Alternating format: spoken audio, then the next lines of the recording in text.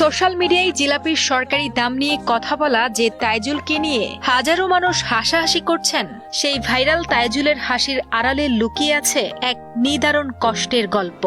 আমার মনে কষ্ট তো না পাই, ভিডিও বানালে যখন আমার কষ্টগুলো ভাসবে, আমার মনে আমার চোখ দিয়ে পানি না ধরে, তখন আমি ভিডিওগুলো দেখি মনের ভিতরে আনন্দ দেই আর কি। তিনি কোনো সাংবাদিক নন, অনেক ভুয়া সাংবাদিকদের মতো নিজেকে সাংবাদিক দাবিও করেন না তিনি, বরং তপ্ত রোদে ঘাম ঝরানো এক নির্মাণ শ্রমিক কুড়িগ্রামের তাইজুল ইসলাম, যার ঘরে রয়েছে অসুস্থ ও শ্রবণ প্রতিবন্ধী মা বাবা আর ছোট ছোট ভাই বোন।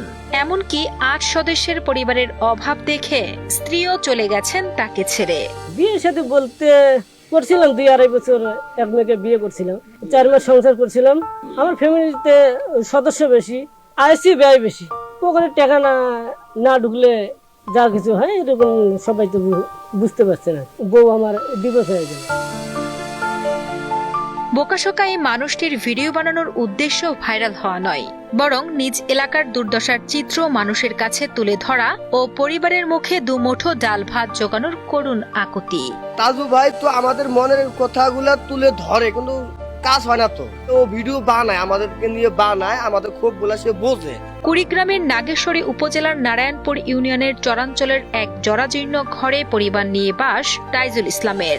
নদী ভাঙ্গনের কবলে সর্বস্ব হারিয়ে এখন অন্যের জমিতে ঠাঁই নিতে হয়েছে তাদের। বাবা সিরাজ ফকির আর মা তাহেরা বেগম উভয়ই অসুস্থ এবং শ্রবণ প্রতিবন্ধী। বাপ টসা আর মাও টসা, অনেক গানে কম শোনে, দুইটাই বোনক বিয়ে দিছে। খুব গরিব অসহায় মানুষ, মানুষের বাড়ি রাখবো একটু ঘটপলি খাড়া আছে। পরিবারের বড় ছেলে হিসেবে 8 জনের সংসারের বোঝা বইতে তাইজুল পাড়ি জমান ঢাকা শহরে।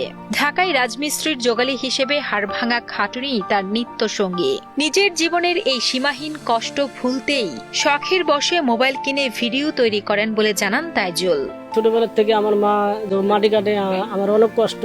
রড মিস্ত্রি শ্রমিক হিসেবে কাজ করি আমি। ওই পেশায় এই পর্যন্ত কাজ করতে আছে। একটা মাসে 2500 1000 টাকা 500 টাকা যোগে 1.5 বছর 10,000 টাকা জোগাইছি। আর এদিকে সংসারও চালাচ্ছি, চাল ডালও কিনছি, এইভাবে ফোনটা কিনছি আমি। ফেসবুকে তাজু ভাই 2.0 নামে একটি পেজ আছে তার। সেখানে নিজের কষ্টের পাশাপাশি গ্রামের অবহেলিত চরের বঞ্চনার কথা নিজের মতো করে তুলে ধরেন তিনি। তার এই অভিনব উপস্থাপন ভঙ্গি অনেকের কাছে হাসির খোরাক জোগালে রাতারাতি ভাইরাল হয়ে যান তিনি। সন্ধ্যাবেলা দেখি একজন ফোন দিয়ে বললো, তোমার পেজ ভাইরাল হয়ে গেছে। মনের ভিতরে অনেক খুশি, এদিকে খুশি, এদিকে রাত্রে আবার চিন্তা ভাবনা আমার হলো, বাড়িতে আবার চাল ডাল নেই, এগুলো কাকে বলি। ভাইরাল হয়ে রাতারাতি পরিচিতি পেলেও ভাগ্যের চাকা ঘোরেনি তাইজুলের। ফেসবুক থেকে এখনো নেই কোনো